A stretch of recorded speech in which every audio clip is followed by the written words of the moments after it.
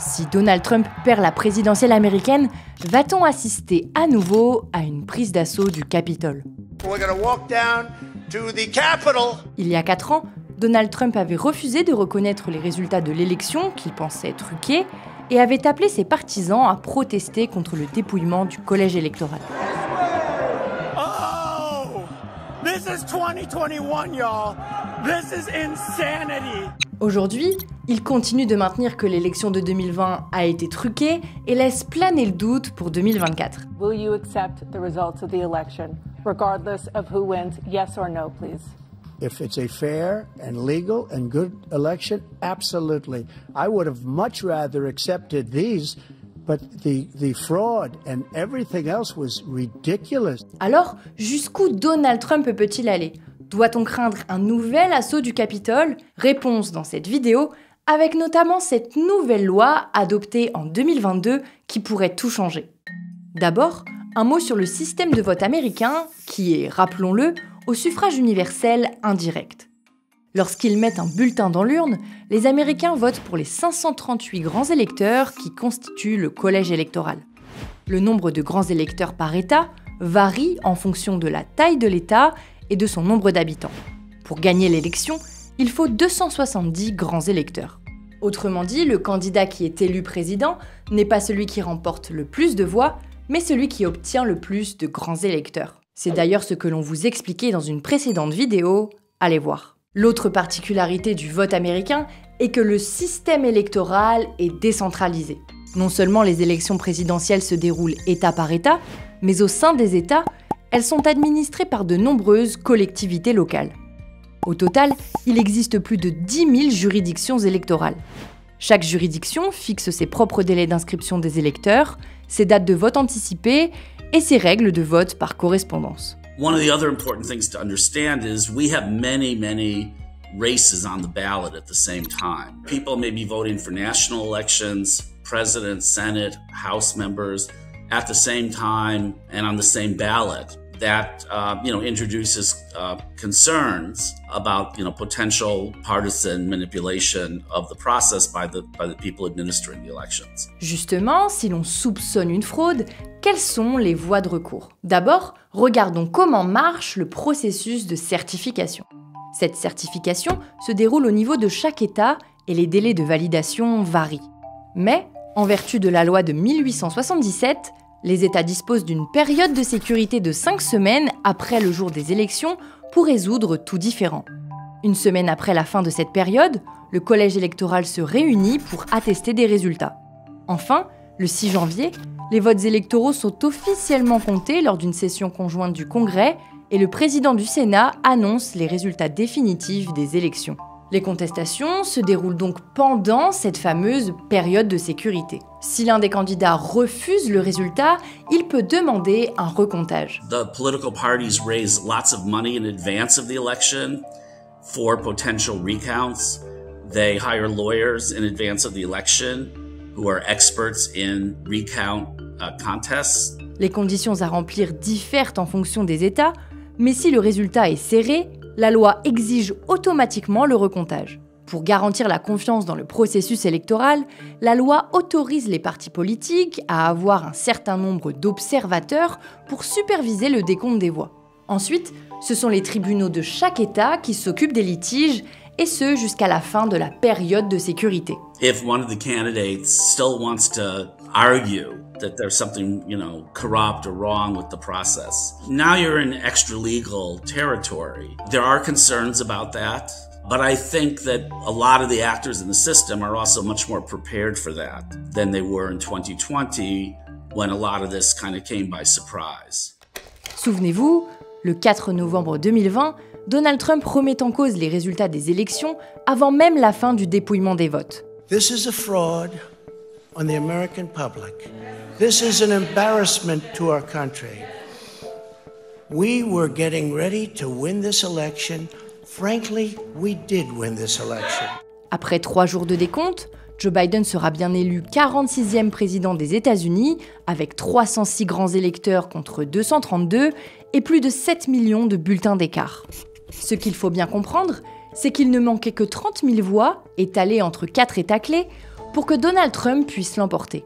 Il affirme donc que l'élection a été volée et fait valoir son droit de contestation pendant la période de sécurité.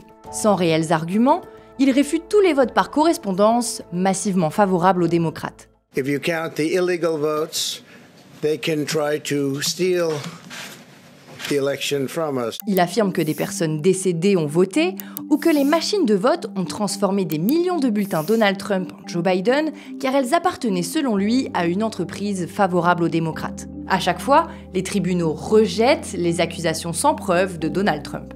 Résultat, le 2 janvier 2021, Donald Trump fait pression sur le secrétaire d'État de Géorgie, l'un des 4 États clés, pour qu'il annule les résultats des élections de son État. If we could just go over some of the numbers, I think it's pretty clear that we won. I just want to find 11,780 votes, which is one more than we have, because we won the state. Après cette tentative ratée d'intimidation, il ne restait qu'une seule carte à jouer. Empêcher le président du Sénat de valider la victoire de Joe Biden le 6 janvier 2021 au Congrès. Et à ce moment-là, le président du Sénat, c'est Mike Pence, le vice-président de Donald Trump. And I hope Mike Pence comes through for us, I have to tell you. Of course, if he doesn't come through, I won't like him quite as much.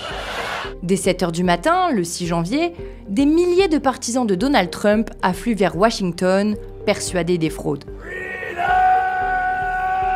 À midi, Donald Trump prend la parole et revendique une nouvelle fois la victoire. We're going to walk down to the Capitol. We will never give up. We will never concede. We will stop the steal. Une heure plus tard, Mike Pence déclare dans une lettre qu'il ne s'oppose pas à la certification. Les manifestants devant le Capitole sont furieux, affrontent les policiers présents sur place et finissent par entrer dans le bâtiment.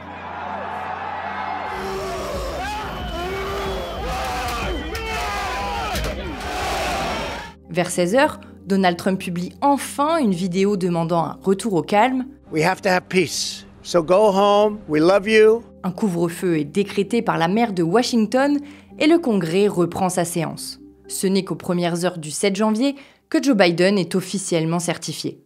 Pour éviter que cela se reproduise aujourd'hui, une nouvelle loi sur la réforme du décompte électoral a été adoptée par le Congrès en 2022. Son but ? Empêcher un candidat d'utiliser les failles existantes. I was actually quite involved in the process with members of Congress and their staffs drafting that new law, which replaced a law that had been enacted in the late 19th century. And it was widely recognized that that law from the late 19th century, which had never really been tested in a major way until January 6th of 2021, that law had a lot of ambiguities, a lot of archaic language, it created a lot of confusion. Cette nouvelle loi, bipartisane, précise que le vice-président n'a pas le droit de contester les déclarations des États. Cela a toujours été le cas, mais avec les événements de 2020, le Congrès souhaitait clarifier ce point. La loi place aussi de nouvelles limites sur le Congrès. Avant, il suffisait d'un seul sénateur et d'un seul membre de la Chambre pour soumettre une objection au résultat de l'élection dans un État. Désormais, la loi exige 20% de la Chambre et 20% du Sénat pour s'y opposer. Le but de cette nouvelle loi est donc de protéger le système face aux tentatives de corruption. The law is a protection against partisan efforts in Congress to undermine the election result. So, with all these new measures of protection, can we fear a new Capitol attack? So the easy first thing to say is how realistic any of these fears might be is going to depend to some extent on whether we have a close election or not. If we have a close election and it turns on one or two, states, we might be entering into, a more potentially dangerous circumstance. Every day we receive threats from people calling saying, I know you're going to steal the election. That's been an unfortunate reality of what we've had to go through, swatting attempts and the like. And I know it's going to escalate in the weeks ahead.